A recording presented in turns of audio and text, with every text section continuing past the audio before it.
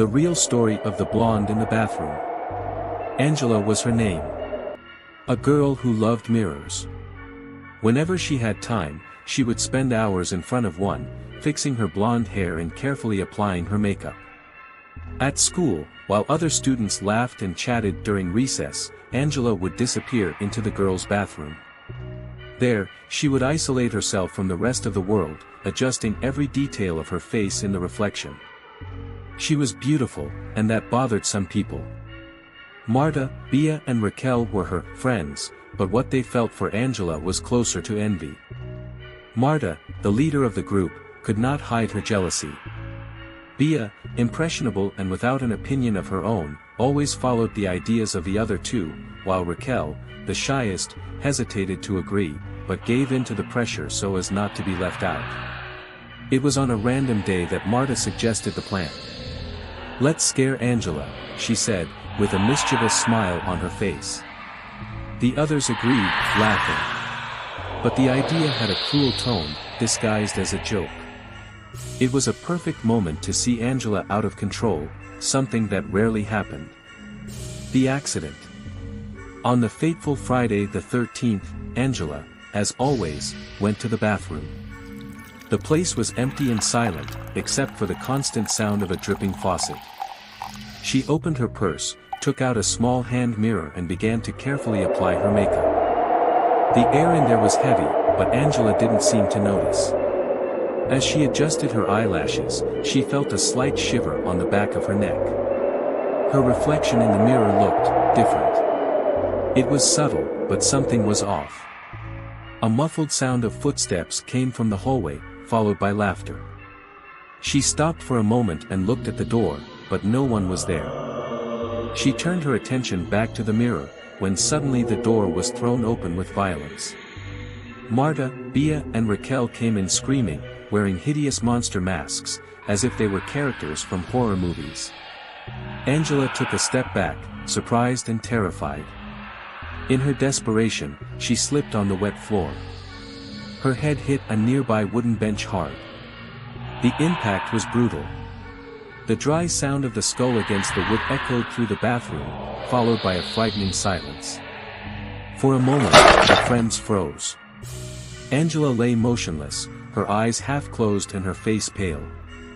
Marta, the bravest, took a step forward, but when she saw the blood running down the floor, she pulled the others and shouted, "Let's get out of here. Now!" They ran, throwing their masks along the way. Angela tried to move, but the pain was unbearable. The cold floor seemed to suck her energy, and the mirror in front of her reflected her image, now marked by blood. Hours passed, and Angela remained there, alone, until the sound of a padlock locking the school marked the beginning of her eternal solitude. Her body was found only on Monday morning, already lifeless. The medical report declared her death accidental, and the case was hushed up. But the story was far from over. The first sign. Shortly after, strange events began to be reported. Some students said they heard footsteps in the bathroom when no one was around. Others felt inexplicable chills when looking in the mirror. There were even those who swore they saw blonde figures reflected in their eyes, which disappeared as soon as they turned around. Marta was the first to look Angela in the eye. One morning, she had to use the bathroom before class. She hurried in, still nervous about the rumors that were circulating around the school. The bathroom was empty, or at least it seemed to be. The silence there was disturbing. Marta washed her face, trying to banish her thoughts, but when she looked up at the mirror, she saw something strange. The reflection seemed distorted, as if the glass was wet.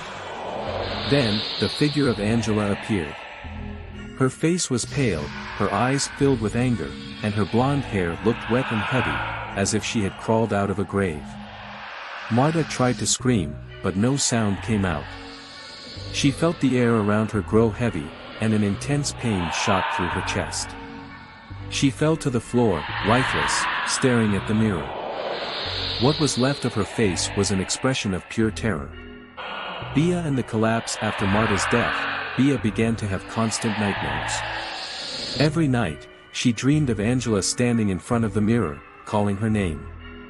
During classes, she began to mumble incoherent things, repeating phrases like, "She's watching me. She won't stop." Bea was once found locked in the bathroom, repeating Angela's name while staring into the mirror.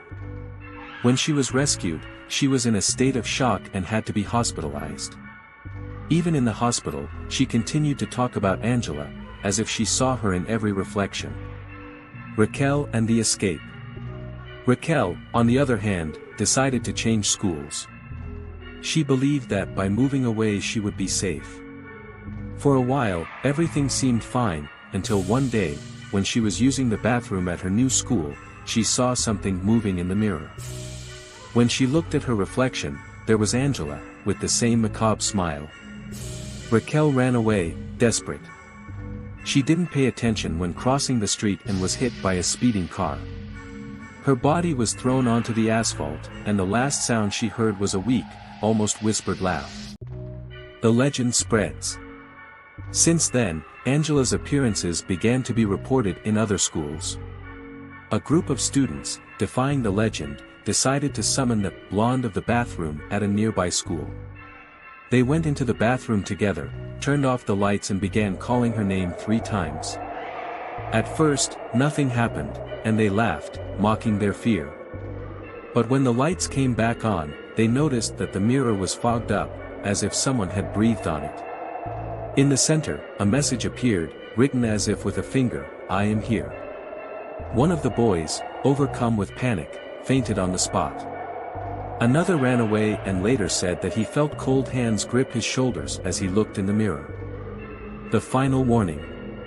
The legend of the bathroom blonde has become a warning. Those who enter school bathrooms alone and look in the mirror may be in danger. Angela is still there, waiting. They say she only appears to those who have something to fear, but no one knows for sure. So the next time you are in an empty bathroom and feel an inexplicable chill, think twice before looking in the mirror. Maybe you will find something more than your own reflection.